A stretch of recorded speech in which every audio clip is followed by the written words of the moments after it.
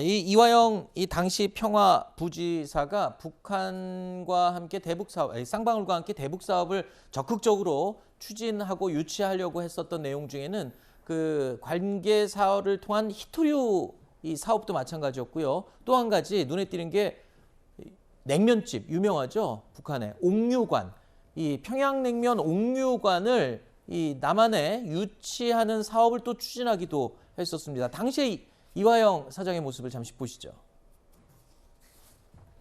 경기도에 북측의 옥류관을 유치하기 위한 남북 관련 관계자들의 협의를 진행하기로 하였습니다. 이제 저희가 제대로 하지 않은 건데 그러려면은 현지의 식재료, 현지인들이 와야 된다고 합니다. 이 옥류관이 상징하는 이산가족들의 뭐 이런 부분도 있기 때문에 이산가족 상봉할 수 있는 공간도 좀 두는 게 어떤가.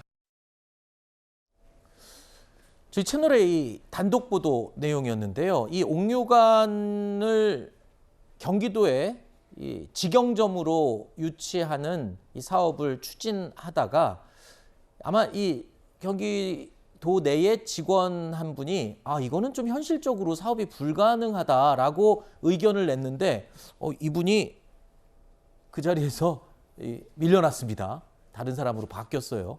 그 정도로 아마 강력하게 이 평화부지사께서 추진을 했던 사업이 아닌가 이런 생각이 드는데 이게 결국에는 옥류관 유치 결론적으로 불발됐습니다. 이게.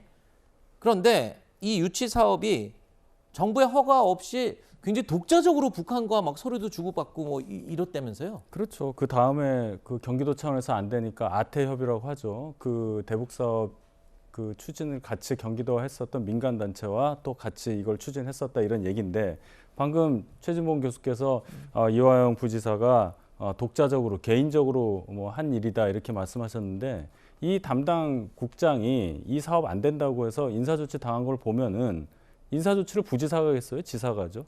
그럼 지사도 당연히 뭔가를 알고 있었다는 거고 만약에 이화영 부지사가 지사의 어떤 허락이나 이해 없이 뭔가를 스스로 했다면 지금 이 상황에서 당시 지사를 했었던 이재명 당대표는 유감 표명을 해야 되는 거예요. 이화영 전 부지사에 대해서.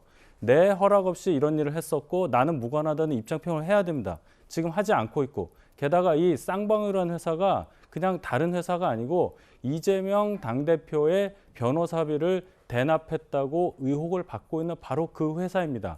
그렇기 때문에 국민들께서 의혹을 갖고 있는 거지 단순히 이화영 지사와 관련된 혐의만 지금 적시돼 있고 이재명 대표하고 뭐가 나오지 않았으니까 연결짓는 것은 무리다 이렇게 말씀하시는 것은 대단히 알겠습니다. 부적절하다. 이건 질문해서 답변을 해야 돼요. 아니요, 아까 말씀하신 거에 대한 답변하신 거예요. 그거 아닌가. 지금 그 말에 대해서 질문하시면 제가 답변하면 이재명 대표가 입장 표명을 하라는 말씀은 이게 결론이 나온 뒤에 할 거라고 저는 봐요. 그러니까 이 수사 결론이 다 끝난 다음에? 재판이 끝난 다음에. 왜냐하면 이화영 대표는 본인은 아직도 안 썼다고 주장을 하고 있어요. 그러니까 지금 언론은 그렇게 보도를 하고 있죠. 이화영 대표는 법인카드 본인이 안 썼다고 주장을 하고 있다고요. 그러니까 이건 아직 모르잖아요, 우리가. 그러니까 이거는 검찰의 수사 결과는 이렇게 나왔지만 여기에서 법원이 어떤 결정을 내는지 지켜봐야 되고 두 번째 국장을 만약에 이런 거죠. 이화영 부지사가 지사에게 보고를 하면서 이런 문제가 있으니까 인사를 좀 했으면 좋겠습니다. 얘기해서 건의를 받을 수 있다고 봐요. 또 결재도 했을 수 있다고 봅니다. 그러면 만약에 이화영 이제 예를 드는 거 이건 이제 전적으로 예를 들어서 말씀드리는 겁니다. 이화영 부지사가 당시 어떤 혜택을 본인이 받으면서 그걸 숨긴 채 예를 들면 지사에게 보고를 하고 지사가 그거를 승인해 줬다고 하면 이재명 지사가 직접적인 연관이 있다고 얘기할 수 없고 현재 뭐 쌍방울이 변호사비 대납이라는 의혹을 말씀하셨잖아요. 이것도 확인된 게 아니고 지금 의혹만 남아 있는 거예요. 알겠습니다. 거기에 관련된 아무런 증거도 없는 상태고 그래서 저는 단정적으로 얘기할 수 없다고 얘기를 하는 거예요. 의혹이 있으면 얘기는 할 수는 있죠. 그렇죠. 의혹이라고 얘기할 수는 있어요. 근데 뭐 저희가 뭐 단정적으로 얘기한 적은 없고, 자 의혹이 있을 때 이 말을 할 수 있는 게 또 이 저희 보도, 언론 보도의 의무이자 또 해야 될 일이니까요. 자 앞으로 검찰 수사 또는 재판을 통해서 드러날 것들이 많이 남아 있습니다. 앞서 말씀드린 것처럼 이화영 사장은 더불어민주당 이재명 대표의 측근인 건 사실입니다. 모두가 아는 사실이고 하지만 이재명 대표는 이화영 사장이 구속된 이후에 이에 대해서는 일단 어떠한 입장도 밝히지 않고 있습니다. 경기도 지사 시절 측근 이화영 킨텍스 대표이사 구속된 관련해서 입장 부탁드립니다. 제주도의 일반적 감귤을 홍보하는 거기 때문에 공직선거법에는 안 걸리는 것 같습니다. 네, 당연합니다. 제가 요새 뭐 뭘 하더라도 혹시 이거 걸리지 않을까? 제가 뭔 잘못을 했다고 지금 10년 내내 비난받고 있는데 없잖아요. 어떡하겠어요? 그냥 국민을 믿고 세월을 믿고 실상이 드러난다. 사필기정이다. 이렇게 생각하고 견뎌내야 되겠죠. 여론조사 결과 하나 보여드리겠습니다. 이재명 대표와 지금 논란이 되고 있는 쌍방울 그룹, 이 둘의 관계를 묻는 설문 결과인데요. 국민 49.2%가 이재명 대표와 쌍방울 그룹은 관계가 있다라고 생각한다고 답을 했습니다. 그리고 관계가 없을 것 같다라고 응답한 비율은 36.7%로 나타났습니다. 자, 국민의 절반 가까이가 이재명 대표와 쌍방울 그룹이 관계가 있는 것 같다. 이거는 뭐 본인들의 생각을 답한 것이니까요.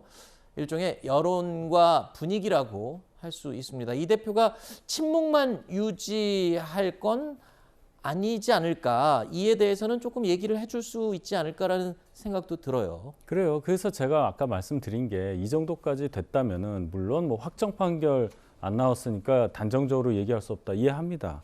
그렇지만 이 정도 됐으면 우리가 경험칙이 있잖아요.